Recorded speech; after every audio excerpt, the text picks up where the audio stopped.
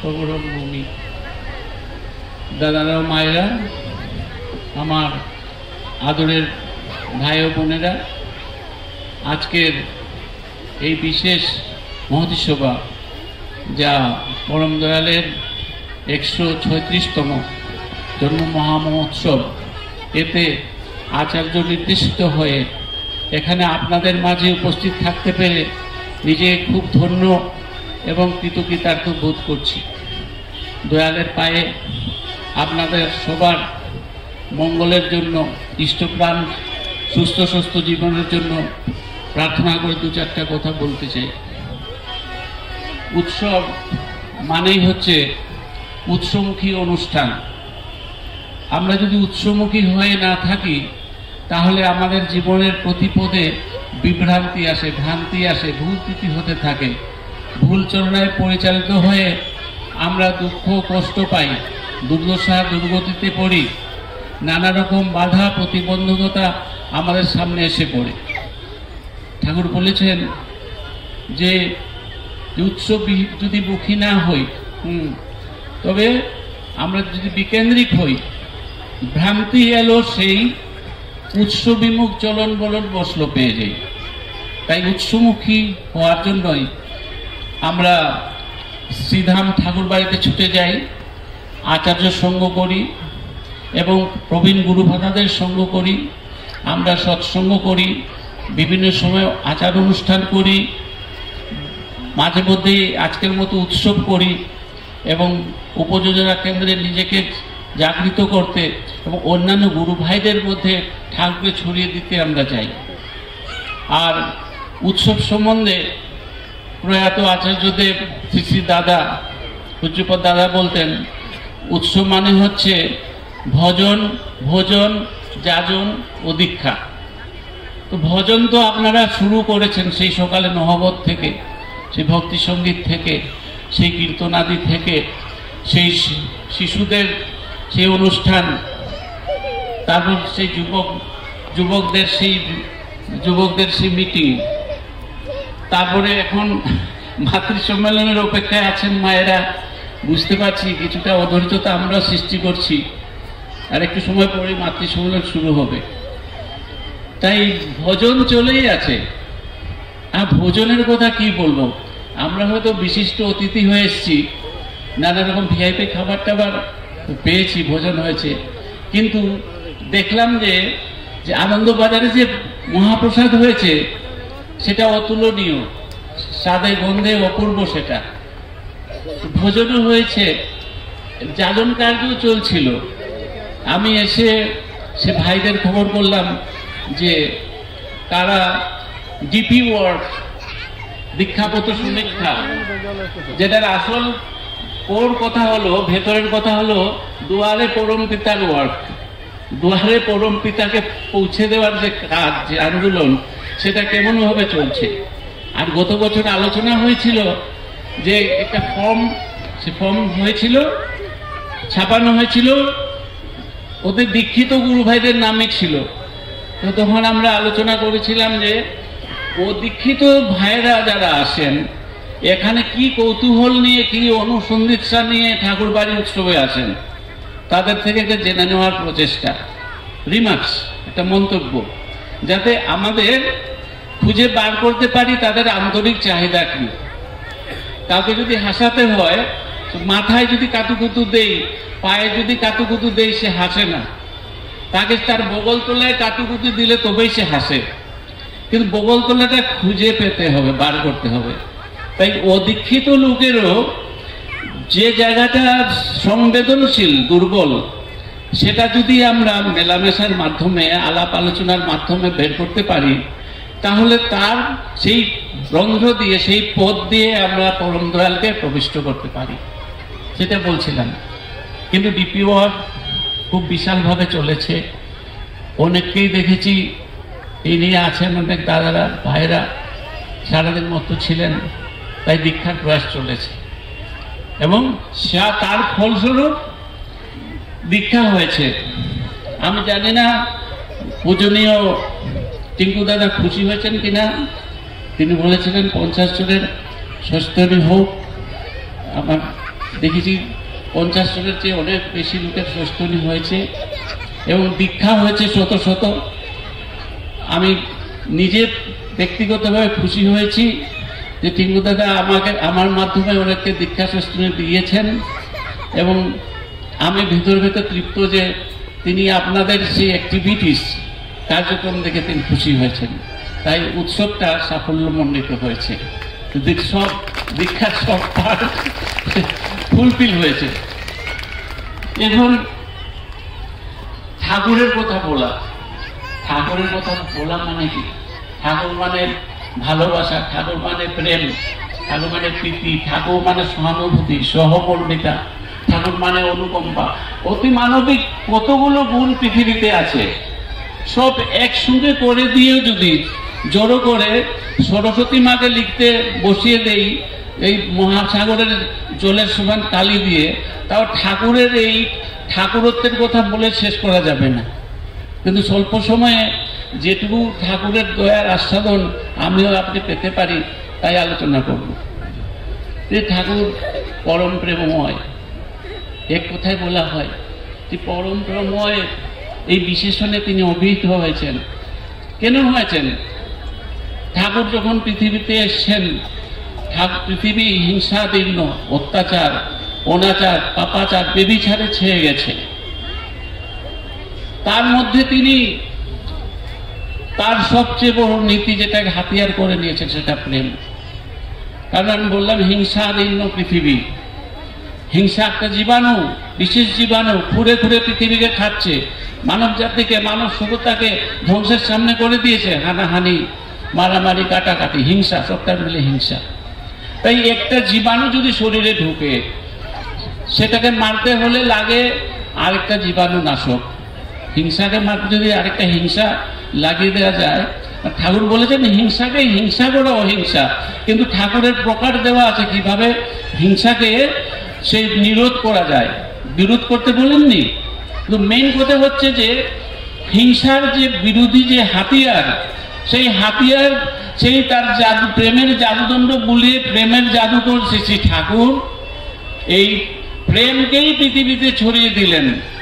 আর তার রূপ প্রতিভাত সারা পৃথিবীর প্রত্যেক গ্রামে গঞ্জে কোণে কোণে পৃথিবীতে আছে যত নগরাদি গ্রাম, সর্বত্র প্রচার হবেই সত্য নাম। তো বলছিলাম যে ঠাকুরত্ব মানে হচ্ছে প্রেম, প্রীতি, ভালোবাসা, অনুকম্পা, সহানুভূতি, সহমর্মিতা। ঠাকুরের কাছে এক সেবিকা মা আছেন, ঠাকুরের জল তেষ্টা পেয়েছে, পালি বলা হয়েছে, স্টিলের ঘটিতে জল পরিবেশন করা হয়েছে ঠাকুরকে। সেই জলে পিছলে পড়ে গেল একটা মাছি, তো মাছি পড়ে গেলে তো অশুদ্ধ হলো, অসদাচারী হলো। সে সেবিকা মা সেই জলটা ফেলে নতুন করে জল ভরবেন, তিনি সেটা করতে যাচ্ছেন। ঠাকুর বললেন কি করতে যাচ্ছিস? বলে না ঠাকুর, আপনার জলে মাছি পড়েছে, সেটা ফেলে ধুয়ে আপনাকে আবার জল ঘটিয়ে দেবে। বলে করছিস কি? তুই কাউকে জীবন দিতে পারিস যে একটা জীবনহানি হচ্ছে সেটা দেখো সহ্য করছিস? কি করতে হবে ঠাকুর? ওই মাছিটাকে তুলে শুকিয়ে নিয়ে, তার পাখা যাতে শুকিয়ে যায়, উড়ে যেতে পারে তার মতো করে, তারপরে নতুন করে জল ভরে দিলে তবেই আমি জল গ্রহণ করব। দাদা মায়েরা, এই প্রেমী বর, এই প্রেমী, এই প্রেমের জাদুকর কোথায় পৃথিবীতে খুঁজে পাবেন যে একটা মাছির জীবনকে নিজের একাত্মতা দিয়ে, এমপ্যাথি দিয়ে ফুল করেছেন।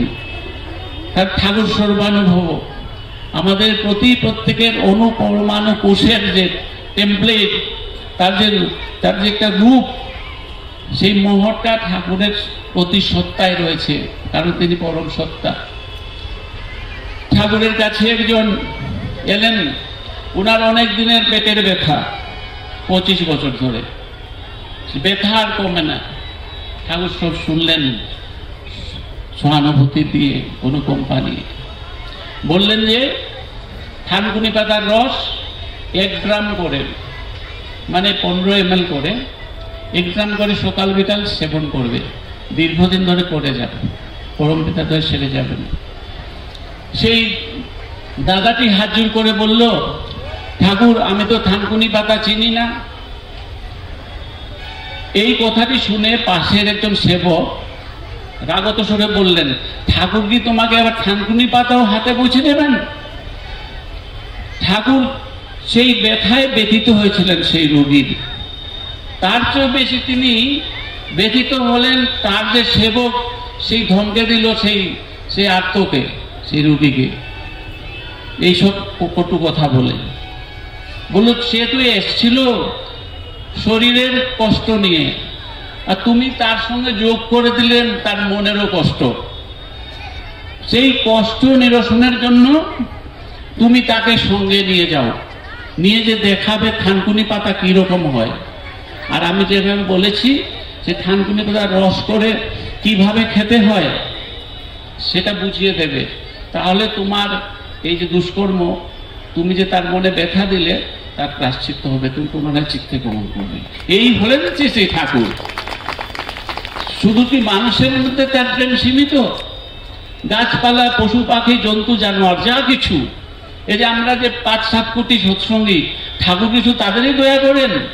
আমরা কিভাবে বলি জীব জগৎ জীবন কারণ করুণাময় স্বামী, জীব জগতের তিনি করুণাময় স্বামী। 800 কোটি যে জনসংখ্যা পৃথিবীতে, প্রত্যেকের জীবন স্বামী তিনি সবাইকে পূর্ণ করতে এসছেন, তিনি পুরুষোত্তম, যেটা ভাবতে হবে।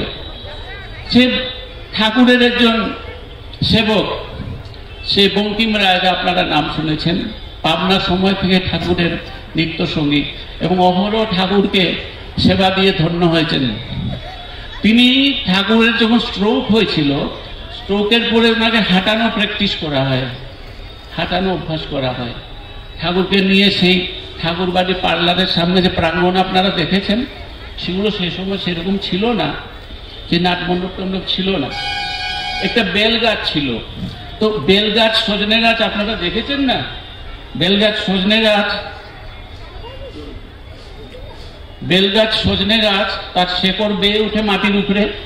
তো ঠাকুরকে নিয়ে তিনি যখন হাঁটাচ্ছেন, সেই সেবক দাদাটি বঙ্কিম রায়টা, ঠাকুরের পায়ে হোঁচট লেগেছে সেই ভাসানো সেই শেকড়ে। হলো সেদিনের মতো সেই ফেরানো শেষ হলো, ঠাকুরকে নিয়ে হাঁটিয়ে তারপর বসে হলো। তিনি আবার সঙ্গে সঙ্গে বঙ্কিমদাটা কাটারি নিয়ে গেলেন সেই বেলগাছের শেকড় কাটতে। বেলগাছের আরেকটা গল্প আছে ঠাকুরের দ্বারা, একটু পরে বলছি। তো কাটারি নিয়ে যখন যাচ্ছেন বঙ্কিমদা, ঠাকুর বললেন যে কোথায় যাচ্ছ? বলে আগে আপনার প্রায় রোজই হোঁচট লাগে এই বেলগাছটা, এই বেল শেকড়ের বেলগাছে, তাই আমি এটা কাটতে যাচ্ছি। ঠাকুর স্মিত হাস্যে বললেন যে শোনো বঙ্কিম, তুমি যখন আমাকে ধরে ধরে হাঁটাও না, তোমার কনুই দিয়ে অনেক দিনই আমি আমার বুকে আঘাত পাই। একদিনও কি বলেছি তোমার হাতটা কেটে ফেলি?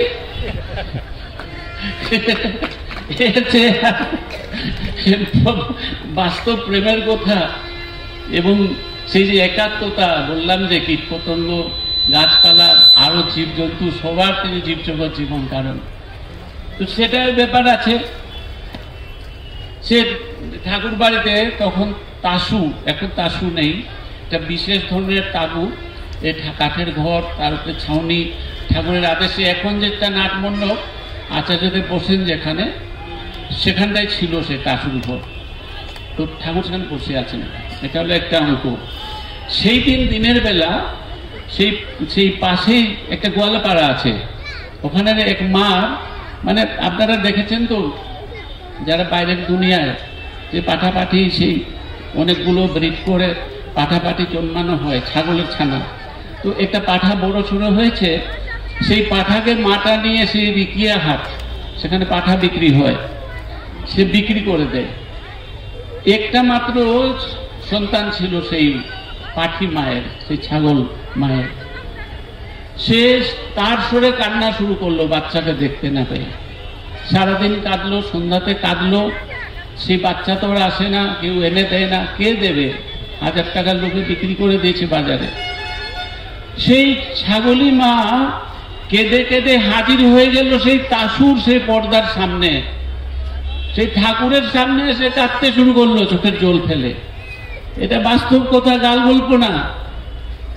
কারণ সেই ছাগলি মার সত্তা জানে, প্রাণ জানে যে কাকে বললে সুরাহা হতে পারে, কে পরম দয়াল, দয়া মানে রক্ষা করা, কে তাকে রক্ষা করতে পারে। ঠাকুর বললেন ছাগলি কাঁদছে কেন রে, খোঁজ খোঁজ খোঁজ। ঠাকুর অন্তর্যামী সব জানেন, কিন্তু আমাদের নিয়ে সব করিয়ে নেন বাস্তবে, যাতে আমরা আমাদের কর্মনীতি ভাবনীতির মাধ্যমে তাকে অনুভব করতে পারি। ঠাকুর সবকিছু করে দিতে পারেন। বলেছেন যে সোনার থালায় আমি পোলাও ভাত সবাই খাওয়াতে পারি, কোন লোককে যোগ্যতাহীন করতে আমি আসিনি। আমাকে দেওয়া যে পদ্ধতি আছে সেই পদ্ধতির মাধ্যমে তোমরা যোগ্য হয়ে উঠে নিজেদের আহরণ করো, সেটা হলো এক কথা। কিন্তু উনি খোঁজ করলেন অন্তর্যামী হয়ে। খোঁজ করে দেখা গেল সেই ছাগলি মার একমাত্র সেই বাচ্চাকে, সেই পুরুষ বাচ্চাকে পাঠা হয়ে উঠেছে, তাকে বাজারে বিক্রি করেছে অনেক হাজার টাকা। ঠাকুর বললেন এখনই বললো যত 1000 টাকা লাগে, যে কিনে নিয়ে গেছে সে যেন সেই টাকার পরিবর্তে এটা টাকার বিনিময়ে ফিরিয়ে দিয়ে যায়। এইরকম ব্যাপার হচ্ছে। একটা ঘটনা মনে পড়ছে সেই সঙ্গে, কিভাবে যে ঠাকুর কিভাবে রক্ষা করেন। সেদিন সন্ধ্যা হয়, সেই সময় ঠাকুর বসে আছেন পার্লার ঘরে। সে এখন আপনারা মেমোরিয়া যেটা দেখেছেন ওটার নাম বড় দালান। ওই বড় দালান বোড়াল বাংলো না, বোড়াল বাংলোই তো মেমোরিয়া, ঠিক। তো সেটা এই মেমোরিয়াকে তখন বড় দালান বলা হতো। তো ঠাকুর ওখানে অধিষ্ঠান করতেন, পার্লারেও থাকতেন, আর নিবৃত কেতনে থাকতেন। ঠাকুর অনিকেত, তার তো ঘর কোনো স্থির নাই। তো তিনি বসে আছেন পার্লারে, আবছা সন্ধ্যা। সেই মেমোরিয়ার সামনে একটা যুবক ছেলে চলে যাচ্ছে, ওনার নাম হচ্ছে রাধামোহন, টাইটেলটা ভুলে গেছি, বামুন। তিনি সরোজিনী মাকে তার পালিত পুত্র হিসেবে দিয়েছিলেন ঠাকুর। তো রাধামোহন ব্যানার্জি, রাধামোহন দা ওই যুবক তখন সেই মেমোরিয়ার সামনে দিয়ে চলে যাচ্ছেন। ঠাকুর ডাকলো, শুনে যা তোর লক্ষ্মী, বলে আগে তুই একটা আমার কাজ করে দেবার পারিস, বলে আগে তুই যাওয়ার সময় এক মুঠো ঢিল, পেছনে যে বট গাছ আছে এখনো ভাঙাচোরা আছে, ওটা আগে যে ইলেকট্রিসিটি ডিপার্টমেন্ট ছিল পাবলিশিং এর পাশে দেখেন ডাল ভাঙা টাঙা একটা বট গাছ, এক মুঠো ঢিল ফেলে দিস, তারপর চলে যাবি। যুবক ছেলে তো এমনিকেই অন্যকে বিরক্ত করতে ঢিল মারলে ভালোই লাগে। এবার পরম দয়াল বলছেন এক মুঠো ঢিল ফেলে দিতে, এটা বড় কি, ছুঁড়ে ফেলে দেবো। সে এক মুঠো সেই নুড়ি নিয়ে ফেলে দিল সেই বট গাছে। তখন দেখা গেল আসল রহস্যটা কি, যে পাত করে একটা ঈগল পাখি ছিল না, সেন বাজ পাখি উড়ে পালালো। কৌতূহল হলো যুবক ছেলে, কি ব্যাপার। ঠাকুর বললেন ঢিল ছুটতে আমি ছুটলাম, উড়ে পালালো বাজ পাখি। উড়ে দেখলো যে ওখানে একটা কাঠবেড়ালি মা তার 4টা বাচ্চা নিয়ে থাকে, আর চোখ পড়েছে বাজের, লক্ষ্য পড়েছে, এবং কাঠবেড়ালির ক্ষমতা নেই রক্ষা করার তার বাচ্চাকে। রক্ষা যিনি করতে পারেন তার সত্তা তাকেই ডেকেছে, তিনি রক্ষা করতে পারেন। সেই রক্ষাকর্তা শুনেও নিয়েছেন তার প্রাণের আহ্বান, এবং তিনি পাঠিয়ে দিয়েছেন তার মেসেঞ্জারকে, তার আজ্ঞা পালনকারীকে। ঢিল মারার সঙ্গে সঙ্গে সেই পালিয়ে গেল, সেই বাজ বেঁচে গেল, সেই কাঠবিড়ালের বাচ্চাগুলো। এইটা নিয়ে একটা হলো তার দয়ার কথা, তার রক্ষাকর্তা হিসেবে পৃথিবীতে এসছেন তার কথা। আরেকটা কথা আমার মনে পড়ে গেল, এটাই আমার ব্যক্তিগত কথা, যে ত্রেতা যুগে রামচন্দ্র যখন সেতু বন্ধন করেন তখন একটা কাঠবিড়ালি গায়ে বালি মেখে ঝাড়াঝাড়ি করেছিল। কোথায়? সেই নলিন ইঞ্জিনিয়ারের সেই যে সেতু বন্ধনে কাঠবিড়ালির দেওয়া বালি আর কতটুকু সেই সেতু বন্ধনে যোগদান দিতে পারে। কিন্তু তার যে প্রাণের প্রয়াস, তার যে আকুতি, তার যে চেষ্টা, তার প্রচেষ্টা পুরুষোত্তমের প্রতিষ্ঠাতে, পুরুষোত্তম রামচন্দ্রের প্রতিষ্ঠাতে, সেটা পুরুষোত্তমের মাথায় কিন্তু রয়ে গেছে। গীতাতে তিনি বলেছেন না, তুমি অর্জুনকে বলেছেন তুমি আর আমি বারবার পৃথিবীতে এসছি, তুমি সেটা ভুলে গেছো। কিন্তু আমার প্রতি প্রত্যেকজনকে প্রত্যেকটা সত্তাকে মনে আছে। আমার মনে হলো সেই এত বড় বড় জানোয়ার, সেই ডাইনোসর পর্যন্ত নিশ্চিহ্ন হয়ে গেছে পৃথিবী থেকে, কিন্তু একটা দুর্বল প্রাণী কাঠবিড়ালি এখনো তার ছেলের বউ, শ্বশুর শাশুড়ি নিয়ে কাঠবিড়ালি দুনিয়ার কাছে, সব জায়গায় কাঠবিড়ালি আছে। সেই যে করেছিল রামচন্দ্রের সময়, তার প্রতিদান দিলেন, তাকে সে রক্ষা করলেন তিনি। এটা আমার নিজের একটা ব্যাপার, আমার নিজের চিন্তাধারা। তো বলছিলাম যে দয়াল ধাম থেকে ঠাকুর এখন সদে আমাদের সামনে নেই, কিন্তু তার নামে স্থন্ডিল হয়ে আমাদের সামনে আছেন অহরহ প্রতি মুহূর্তে। আর আছেন তার সেই বাণী সাহিত্য, তার সেই 26,000 বাণী, 130টার উপরে বই, তার যে বলা। আর সত্যানুসরণের কথা বলতে গেলাম না, এটা বলতে গেলে রাতের পর রাত হয়ে যাবে। পৃথিবীর মানব ইতিহাসের এই সবচেয়ে বড় অধ্যায় হচ্ছে, যত বড় এর রামায়ণ, মহাভারত, বাইবেল, ত্রিপিটক সব কিছু মিলিয়ে যা সার কথা আছে, তার যে হাজারো গুণ সে সত্যানুসরণ ছোট বইটাতে আছে, সেটা বললাম না।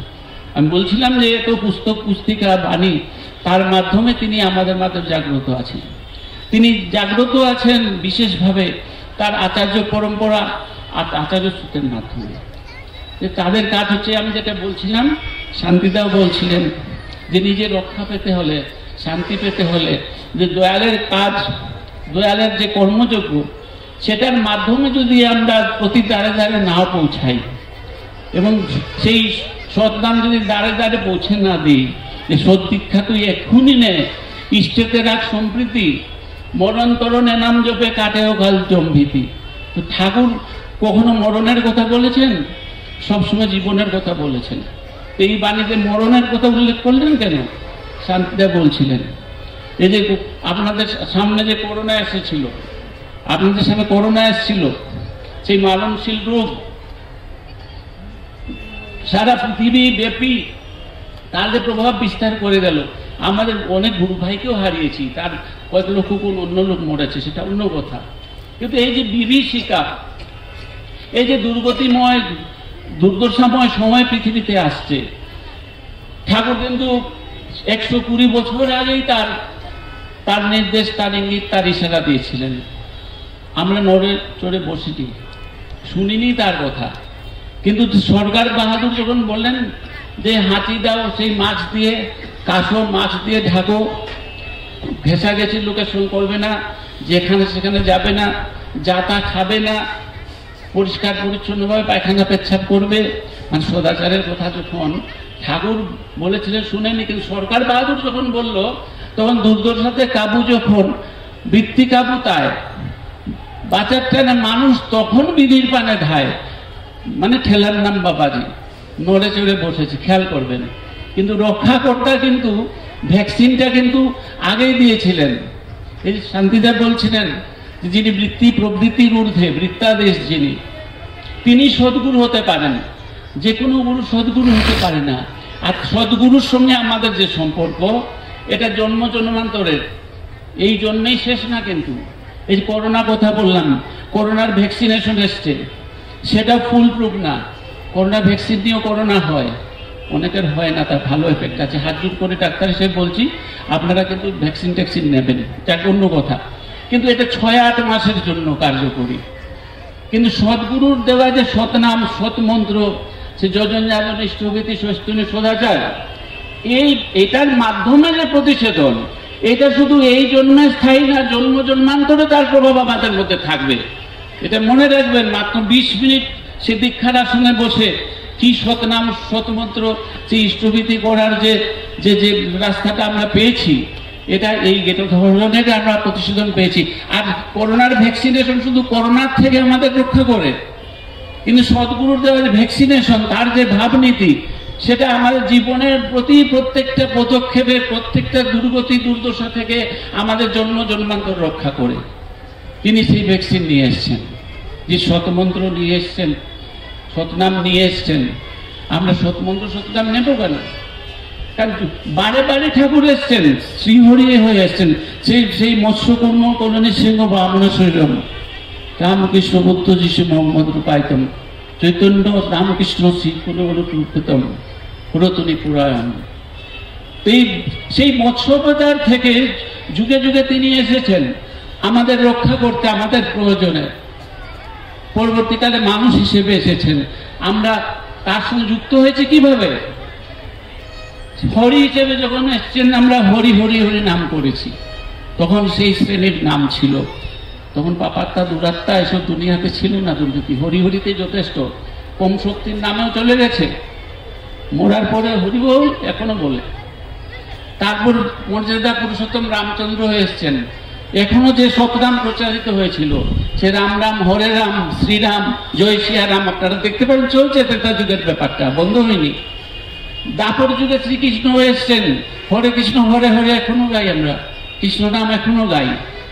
তার মানে হচ্ছে যে যে আমাদের যে পরম পিতা, আমাদের যে স্রষ্টা, তার যে সৃষ্টজীব, তার সঙ্গে যোগাযোগের একটা কানেকশন রেখেছেন।